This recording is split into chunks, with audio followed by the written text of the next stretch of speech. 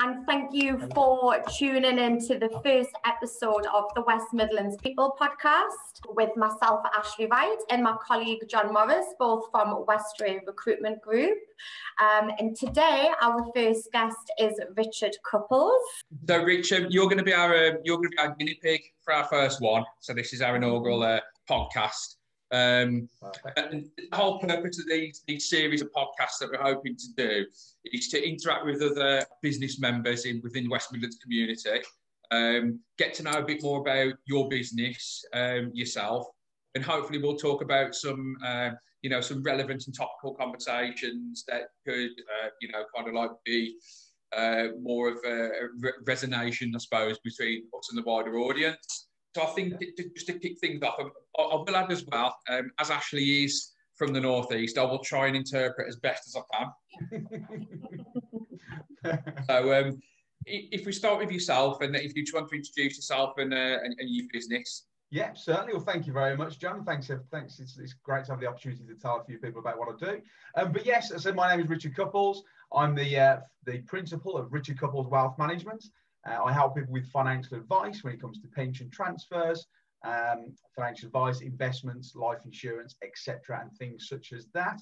I've been in the industry now for 19 years, ran my own business for 5 years.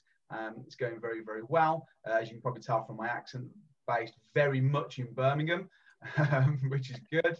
And yeah, so the business has grown over the last 5 years. Starting to contract out a little bit more work to some other people within the business, so it's starting to bring more bodies into the business at this moment in time. That's me in a nutshell. But prior to that, though, you haven't been a financial advisor forever, though, have you, Richard? Well, funny enough, I have been a financial advisor, but it feels like forever.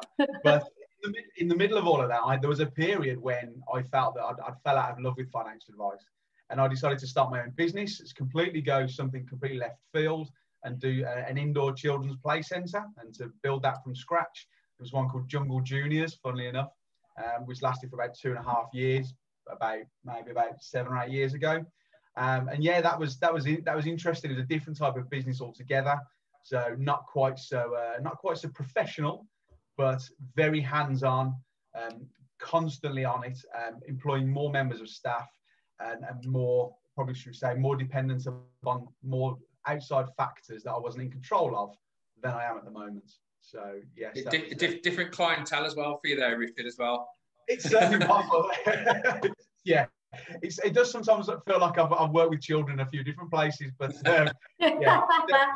it's definitely more teas and coffees now than fruit shoots and chicken nuggets. So yeah, it's fruit shoots and chicken nuggets sounds like my ideal. It's what I'm having tonight. Oh, amazing. We were actually just chatting before earlier, weren't we, John, saying how there should be indoor play areas for adults. Do you know what? That sounds like a niche in the market that you need to mine. Honestly, I'm not joking. It gets me wound up because whenever I have went in the past when I've taken my friends' kids and you can see them all having a good time, and I think, oh God, I would love that. Just jumping in a ball pool. You know what? You're allowed to go in. Well, it's frowned upon, but let's face it, we can all live with frowned upon. It's just that it's not allowed. I just need to try and find some kids to go with now because my friends' kids are a bit older and I don't have friends. So I think it might be a bit strange if I was to just go in. I think the problem is with me, if I jumped into a ball pit, I don't think I'd get back out. Oh, right. I don't think the knees would be up to it. No, not now you're a dad, John. Not now you're a dad. Look after those knees. Right. Absolutely. So why in your business then, when you were employing staff, Richard, what was it why is staff important to you and to your business, and what value did you hope to get from the staff that you employed? Absolutely, yes. It was a difficult one because it wasn't a particularly well-paid job. So it's hard to sometimes attract the best people in due to salary. However, what you're trying to do is you're trying to portray the brand of your business that you want to do without actually you being there. So it's a matter of trying to get other people to adopt what you've attempted to build and spend thousands and thousands of pounds on branding for them to be able to bring in, and also trust. So to be able to trust them when I'm not on the premises, which was most of the time really. So it's very, very difficult to be able to know purely just from an interview or a CV or even from a probationary period if that person is going to be the person that you need, who's going to be able to adopt all of those different facets that you need from them. And knowing, probably the tough one is knowing how much to be able to trust them with, and how many responsibilities to give them, knowing them actually, I'm not paying them the money that a brain surgeon was going to get. So it's finding that was very difficult, to be honest. It really, really was. But for me, the biggest thing was trust, especially when it comes to dealing with cash, dealing with children, which is probably the most highly regulated area in the UK. So yeah, trust was a massive one for me. And I think that's important as well. And I think no matter whether you just touched on there and said it wasn't the best paid job in the world, but even when you're employing staff on really good salaries, the trust still has to be there regardless. And you don't know whether you're paying someone minimum wage or 100 grand a year. I don't think it really matters what you're paying them, because if they're that way inclined, then that's them anyway. So how did you develop your staff then to get those levels of trust that you needed, and how did you recognize that within your team? Well, I suppose it comes through training and development, really. Is that, and of course time. There's no better thing than time, and them actually proving to you that they can be trusted and do things on their own, and you don't have to supervise them. But through training schemes that we would put on, and we'd also bring in outside companies to do those training schemes as well. Companies such as Rospa, who are very, very good at things when it comes to children's play centres. Solihull Health was very, very good at coming in and doing training sessions. But bringing in those, having strict regimes of knowing what they had to do every morning, every evening, during parties, during certain emergency situations. If they had something that was generally cast iron that they could stick to, then normally that was the best way to go. So quite often with some jobs, initiative's great for them to be able to have the initiative to be able to deal with things, but they don't always have that. So it's a matter of giving them pretty strict instructions, really, of what they needed to do. And after a while of seeing them do it firsthand, then you begun to develop the trust that they can do it without you being there. Definitely, I completely agree. And excuse me, so what made you at the end then, so if you no longer have your indoor play area, what happened there then? Yeah, so the main thing that happened is that although it was a very, very busy play centre, it was in an area of Birmingham called Chelmsley Wood, which has got a lot of young families, a lot of children. So it was very well used. The problem that we had, and it's probably bad on my points, is that from a business point of view, is that although when we first moved into it, we felt that the rent and the business rates were quite high, that we could manage it. But with having experienced none of the actual foot flow through the business, we didn't know exactly what we were going to be getting. And unfortunately, the money that we made just didn't cover the rent and the rates. So although we spent a lot of time and effort trying to reduce those down, and we did with the rent, unfortunately, when it comes to rates, local councils just will not reduce them. They're set by government. They won't reduce them. So we got to a point where we said, actually, do you know what? The best thing to do is to close the doors on it. And unfortunately, that area of Solihull still hasn't got a children's play centre, which is very, very sad. And not only that, is that they've not been able to rent the building, that particular unit out since, and it's now just a charity shop. So it just shows you how high the rates are, really. Well, I think what you've done there is very brave. Obviously, going into a completely new business venture, and having to go a couple of years, which some people can't afford to do. But it sounds like you made the smart decision, and gave it as long as you can give it. So, I mean, obviously, you've got your own business now. And I know from your work history, you've worked for some quite large multinational organisations like Santander in the past. What kind of motivated you into the company that you're at there in the wealth management sector? Yeah, absolutely. Yeah. So as I said, it was an industry I've been in since I was 18, 19. I'd worked for banks and I'd worked for some insurance companies, and I found that the length of employment I was having was getting shorter and shorter and shorter with each place I was going to. And when you start to look at it from a numbers point of view, you say, well, there's got to be a reason for that. And I found that actually I was getting fed up of doing work for other people when I knew that probably I could do it better. And I was sitting there analysing it, thinking, I wouldn't do that, and I wouldn't do that, and that needs to be better. I thought, well, do you know what? This is actually time to do it for myself. And okay, it was a big risk. It was a big leap of faith. But I think you have to sometimes take that leap and realise, you know, not knowing what you know, and just jump into it. But yeah, for me, it was purely the numbers to say that actually, if I started off, my first job, I lasted 7 years, and then the last one, I only lasted 9 months. There's a reason why those periods are getting shorter. And I needed to work for myself. And since then, that's it. I've never looked back. I wouldn't look back at going to work for them because they were terrible. And I know obviously COVID, I think people are pretty much sick to death of talking about it. We want to see the back end of it. But I think just to kind of like make a point, and obviously with you being from, you know, financial background, and some of the things that you obviously do as a business, how has COVID affected your business, and with people probably thinking more about the futures now, with instances like this coming up and financial planning, what type of products and investments are people taking out at the moment? Yeah, it's very interesting. So, I mean, from an investment point of view, we saw back in February and March of this year, our markets around the world took a very, very sharp and severe drop. It was very, very well publicised. And some markets around the world dropped by over 30% in a matter of a couple of weeks. That's the biggest drop in probably since the late 1980s, so in most people's lifetime. So although it's a matter of trying to appease people and make sure that they know that most of the investments they do are long term, so this drop is only short term, and they've got to still think of the long term. What it also gave us the opportunity to do was to then start to make profits, because assets that people could buy in April was suddenly 30% cheaper than they were back in February.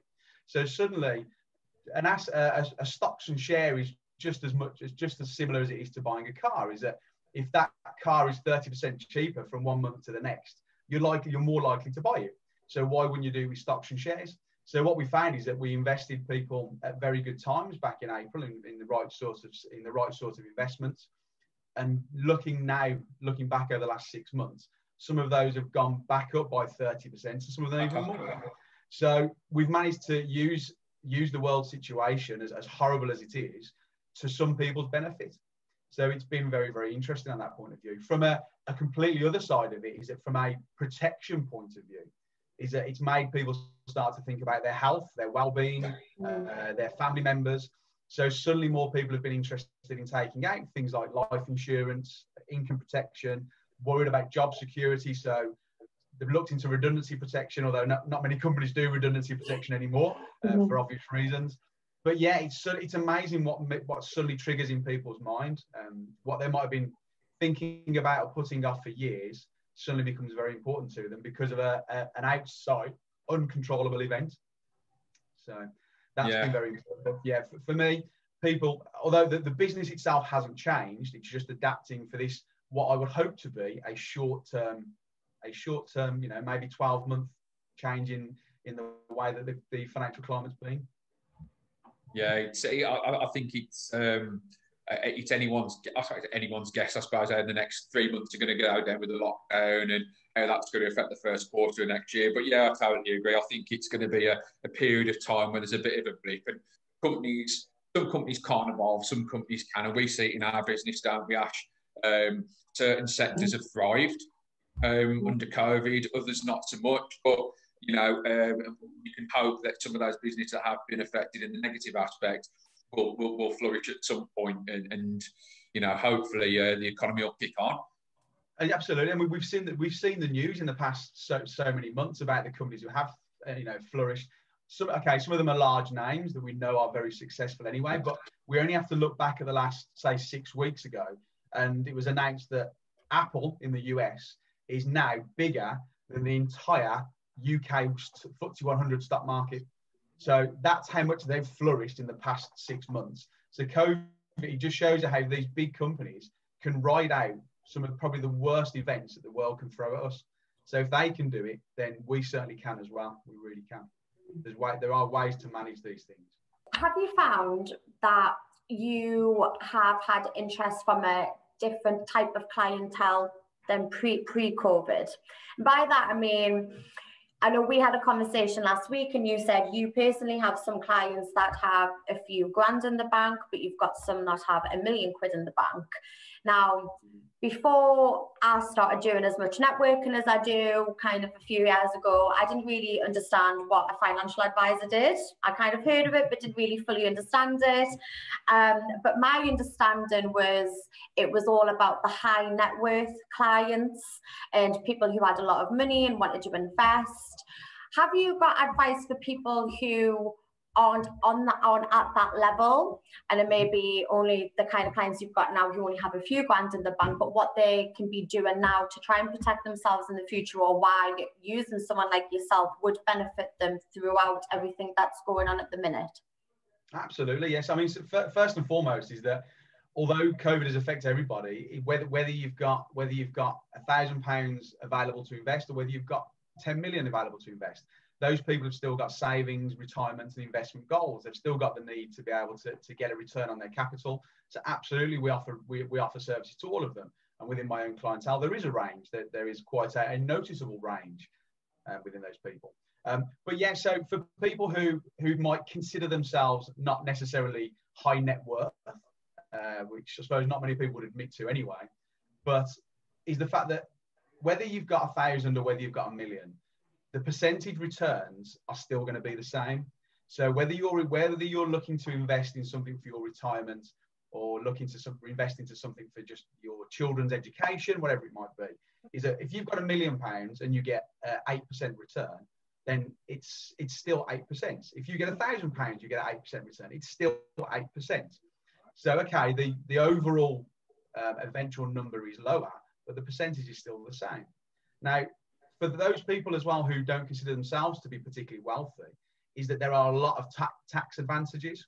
Now, a lot of the job we do with financial advice is not necessarily going out and finding fantastic stocks and shares and fantastic investments that are going to make a lot of money in a short space of time. It's finding all those allowances, those tax allowances that you can use, and you get a lot more of those when you're actually not particularly wealthy. Mm. So those advantages are there for us to find for you, and we can find ways of not just saving you tax, but actually getting you tax back. So those are the sort of things I would say to somebody who's struggling with, they might not think they're particularly wealthy, but they need to put something away for the long term. That's what I'd say to them. Still look at using a financial advisor, because the advice is still going to be the same. The numbers might be lower, but the advice will be the same. Mm-hmm. So certainly still use them. Absolutely right. No, and I think that's really important. I think that's great advice, because I know I personally have a lot of friends who would probably benefit from using a financial advisor, but don't think that they're the right type of person to use a financial advisor. And I think from my perspective, I was always a bit confused as well as who should and shouldn't use. And I think that's what I also wanted to get across through speaking to you, is actually advising, well, what benefit different people will get from using a financial advisor. But it doesn't, from what you said, doesn't matter if you've got loads of money or not. The benefits and the advantages are still the same regardless. Absolutely. And that's very, very true, is that people don't consider themselves to need a financial advisor. They think it is quite a high-end thing to have, or an expensive thing to have. But what we look at is to say, well, actually, if your financial advisor is going to make you more money than what you're being charged, then you're making a net return, you're making a net profit. So surely that's the way to go. But yeah, certainly, I wish more people who, especially what I'd like to see is the younger people. So people in their early 20s, if I can get them early and start maybe putting something into, or thinking about retirement, it means they actually don't have to save that much, because the most important thing is time. Mm-hmm. So if you can get them early, they don't have to start throwing thousands and thousands of pounds worth into pensions, because they've got time on their side. But unfortunately, they're in the market. I always say that, so when I was at school, for example, I didn't get taught anything at all about planning for your future, or your credit score, or saving, or investments, or anything like that. So when I was growing up, and I started working at West when I was 16. So when I was 16 and I was earning £5 an hour, had no outgoings, obviously, and thought I was the richest person going. But at that point, had it been kind of drummed into me a little bit more about how important your future is and your future financial planning, I would have started a hell of a lot earlier than what I did. And I think more needs to be done in school, starting at school, as for kids in school as they grow older. But I think from what you've said, that is really important, because I wish I'd done that when I was in my early 20s. It's funny you should say, because most local authorities have come under scrutiny because they might educate their children fantastically well, but one of the general life skills is managing money, and they don't get taught how to do it. And so unless your parents or your family members teach you how to do it, then it's something that doesn't happen. So that's why a lot of companies, and mine is the same, we did one just at the start of the year prior to lockdown, of going into a junior school and doing, there's certain money games you can play that might take a few hours, but it's really, really fun for the kids. But it also starts to give them an idea of, actually, well, first of all, this is what money's worth. So, you know, just trying to plot on a chart where you know, how much a car might be, or a house, or a phone, or a gym membership, or something like that. You can plot it on a chart. Now, it's interesting to see what they think things cost, but also starting to teach them, probably most importantly, the idea of risk, of starting maybe some little gambling game to show them, well, actually, I can make more money on this one, which is safer, than I can on this one, because I keep losing my money on this game all of the time because it's too high risk. And that's a great way, hopefully, to stop people getting into things like gambling and credit debts. So hopefully the next generation, unfortunately, it's too late for you, Ashley, you're too old now. For the next generation, hopefully we'll have some sort of grounding in money management. So let's hope it carries on. That's positive, because I think, like Ashley said, and even my generation, when I was younger, you know, I had advice off parents and things like that, but you know, as a youngster, I mean, I as you probably did, experience the credit crunch, and for the credit crunch, people were just lending money willy-nilly, and what brought that on, and you know, I've kind of seen that, and I wish I'd had the advice I've got now when I was, you know, when I was 21, 22. So I'd have a lot more to show for it now. So I think it's a really, really positive thing, that is. 100%. I agree. We start that experience trail just earlier in their life, and hopefully then when they come to their early mid-20s, then they've got more of an idea of where to go to. So let's hope it sticks. That's what we're hoping. Do you have many clients now who are in their early 20s then? If they're the people that you're going after, have you had much success in that? And are you seeing a shift in young people's attitudes towards future financial planning? Yeah, completely. So what you tend to find is that there's one major difference between the older clients, and I'll say that's probably the 50s plus, compared to the younger clients, let's say the 35s below 35. And that's the fact that most of the wealth in this country still lies with the over 50s. So when they're doing investments, they're investing what they've already got. They're investing lump sums, probably what they've saved in banks and pensions. Whereas the younger generation are generally saving on a regular basis. They're saving monthly because they haven't got the assets there to start with to save.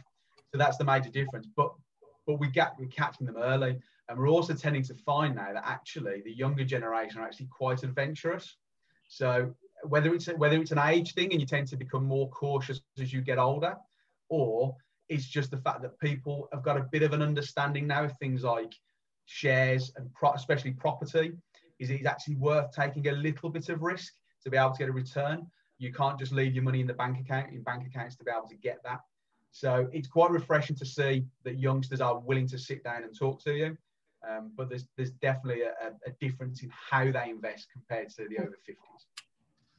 What would you say to those people? Because I guess when it comes to money, finances, pride will come into it a lot of the time, I guess, or maybe embarrassment or a whole host of different emotions. So what would you say to those people who are thinking about the idea and thinking, if I'm listening to this conversation with you, thinking actually I could benefit from doing that, but maybe I'm a little bit embarrassed? Or what would you say to people to make them overcome that? Well, first and foremost is that if any financial advisor worth their salt should make it clear that everything you talk about is confidential. So nothing would go further than themselves. But secondly, there's no obligation. So there's nothing to say that you need to pay for any advice. You may to start just have a consultation, and sometimes just having another pair of ears to listen to what you want to say is very good. But there is always that element of embarrassment, especially if people are looking to say, let's say someone's going for a mortgage and they've never admitted to anybody else that they have a CCJ or some poor credit in the past. To suddenly open up about it can be difficult. But all I'd say is that without speaking to a professional, it's never going to improve, unfortunately. Is that it needs to improve. In the same respect of, I've sat down with clients who may be in there, might be young, but also some of them a bit later in life, and suddenly go, well, actually, yeah, I'm 55, I'm thinking about retirement, but I've never actually paid money into a pension.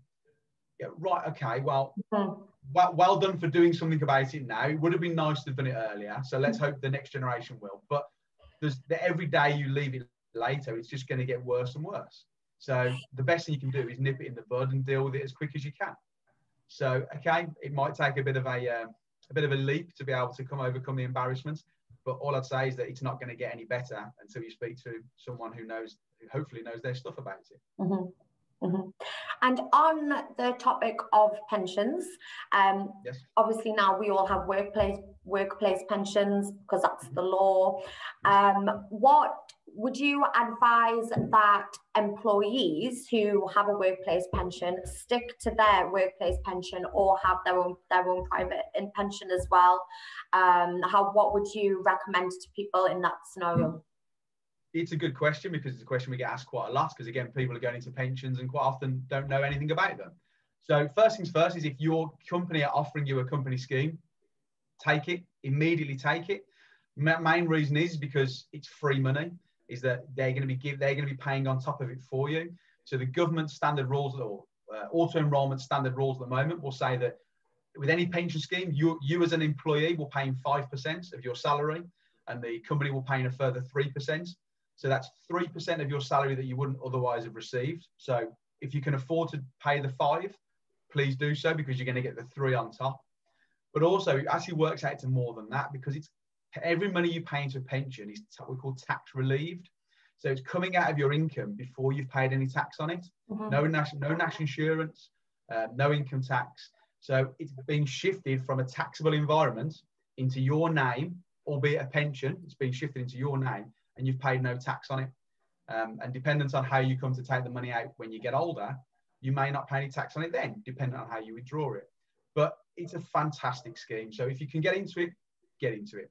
There are a lot of different auto-enrollment schemes out there. There's some ones that people they'll have heard the names of, things like Nest and People's Pension or Now Pensions. You've got a common one. They are different. Some of them will have different benefits attaching to them. Some of them will have more funds to be able to manage, more different funds you can choose from. What I would say to people is that, okay, you might not find pensions particularly interesting now, but if you've got a pension scheme that's offering you a few different funds of different risks, different risks and rewards, actually log onto your online portal, have a look at the different pensions you can do, and have a play around with them. This is how you start to learn. It's like an education. Go on there, have a play around with them, and invest in some different ones over different months, and see how the performance goes. And you know what? You might find yourself as a bit of a mini financial advisor for and it just helps for later life. So yeah, but we never advise anyone to come out of a company pension scheme that's been offered to them because it's good advice to stay in it. It's good advice. There's nothing stopping you paying more into another scheme. If you want to pay more, you can pay more into the company scheme, or you can pay more into an outside scheme. But still make sure you pay that base amount into the auto-enrollment workplace pension. Great, thank you. And my final question is, obviously, this is the West Midlands People Podcast. I'm new to the West Midlands, as you know. No. 7 weeks this week. I can't believe it. It's flew over. But what is it that you're obviously Birmingham? I'm trying to say it correctly because I keep getting told off for not pronouncing the G in it. What is it that you love about the West Midlands, Richard? Yeah, I mean, it's a tough. I mean, I've been in Birmingham now for 38 years, which I know is hard to tell from 38 years. But yeah, I love Birmingham, and I'd never move. Or Birmingham and Solihull, I'd never move away from it. It's got a fantastically diverse population. Believe it or not, we're very cosmopolitan. It feels like a very weird thing to say about Birmingham and Solihull, that we're very cosmopolitan, but we are. Or as my nan would call us, very Neapolitan. I think there's a bit of confusion there. But yeah, there's such a range of stories. And for me to go to somebody's house or business from one day to the next is that no two stories are the same. They really, really aren't. Birmingham has got a fantastic manufacturing heritage that's now evolved into more service providers, more financial services, but there is still a fantastic manufacturing, marketing, creative hub to Birmingham. You know, all revolving around probably some of our, you know, the most famous part, the Bullring, and the clients are just fabulous. They really, really are, and I wouldn't change them for the world. Which, you know, hence why I've kept the accent, keeps me man of the people. I know my audience.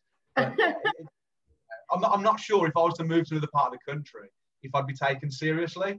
So stick with what you know. Exactly.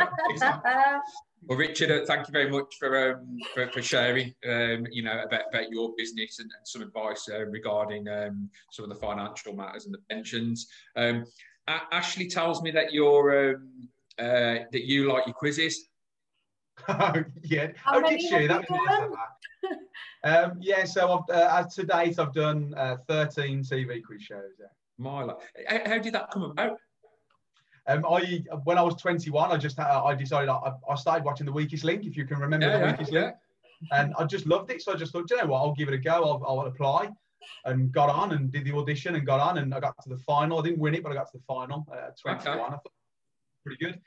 And then you get to a point where I sort of akin it to being at karaoke, is that you're dead nervous to do your first song. Yeah. And then once you've done, you just want to keep getting back up and doing another one. So that's what I found I was doing. But I also there's only about 3 or 4 companies who do all the TV quiz shows. So once you've got your name registered with them, if they're ever struggling for contestants, they just pop you an email and say, can you come and have an audition? But it's I think there's also they like to have a diverse, you know, from around the country. So they want men and women, but they also, I don't think they get many people from the Midlands, to be honest. I think we tend to get overlooked a little bit. I think we're only allowed, I think Birmingham's only allowed 2 people on TV at any one time. So until Lenny Henry and Adrian Chiles snuff it, I think I'm going to have to continue to be a financial advisor. Do you remember a series? I remember it if I was ill off school or anything like one called Going for Gold.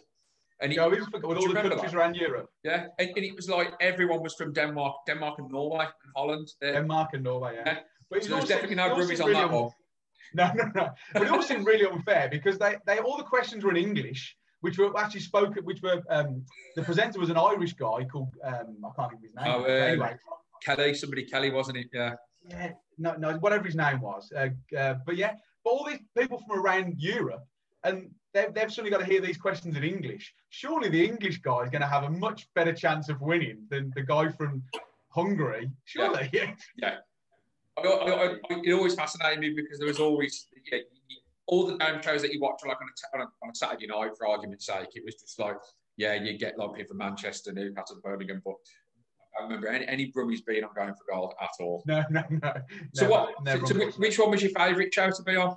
Oh wow, that's a tough one. I think probably because we won it and we was in a group, was one called not Tipping Point, Tenable. Tenable, with Warwick Davis. Warwick Davis is hilarious. He's absolutely brilliant off screen. But we went there as a team of 5 from my cricket club. I was captain of it, and we won. We won. Nice. Between us won 11,000. So to come back from London on the train, knowing you'd won with all your friends, was just phenomenal. That's brilliant. Did you come back with much of the 11,000?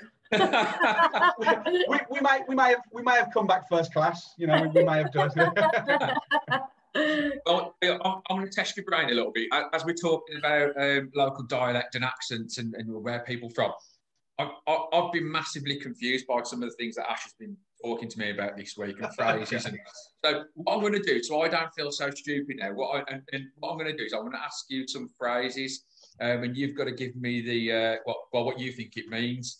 I won't put on an accent because I'll sound a bit special. If you can't guess it, you think I really don't know, then we'll get Ash to put it into a sentence for us. So we'll start with a nice, easy one.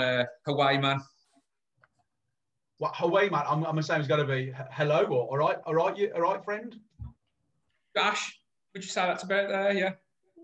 No, not really. Oh, okay. Okay. No, kind of. If I say Hawaii man, I'd say hurry up. Okay. Okay. It can be used for positive or negative, can't it? Hawaii man. Is that right? Yeah. Okay. I'm learning. Yes. John's Right, been learning too. So the next one is Gadji. Say that again. Gadji. Gadji. Gadji. Yeah. Gadji. No, I've never ever heard anyone say it. No, you're gonna have to. Neither had I. What is it, Ash? A man. A Gadji. Yeah, it's a man. Like Inspector Gadji. Gadji, I-E on the end. Okay. So the next one, and I'm not talking about when I say it, it's Hadaway. Hadaway. Hadaway.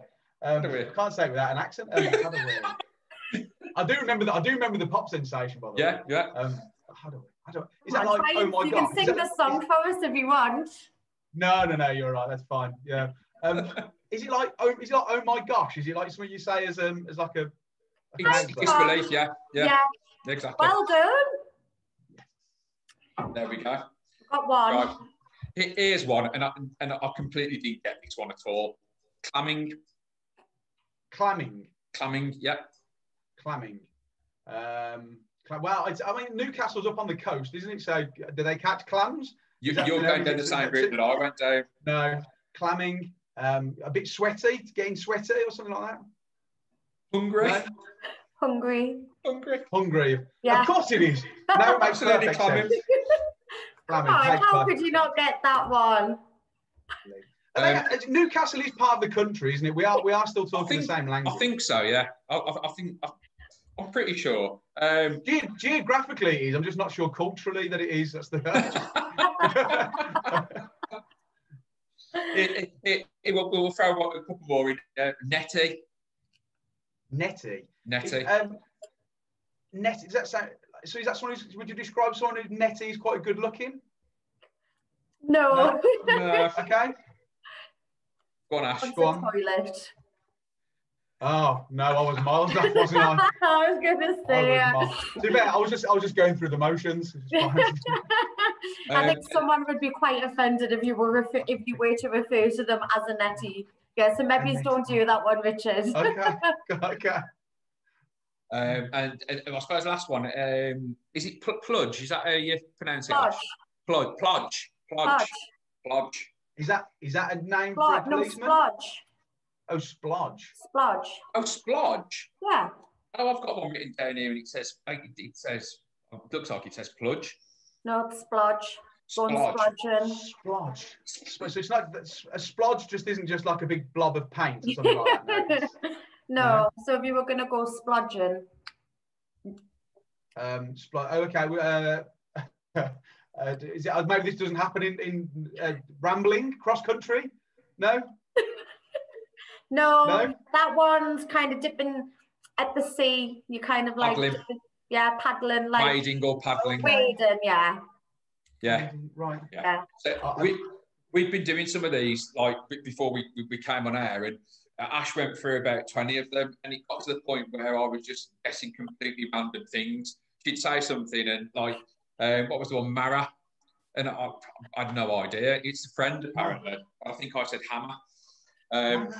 But for me though, it's crazy because there's a lot of them that I thought were nationwide phrases, and then quite quickly realised that they weren't. So one that I use quite often is spelk, and that means a splinter.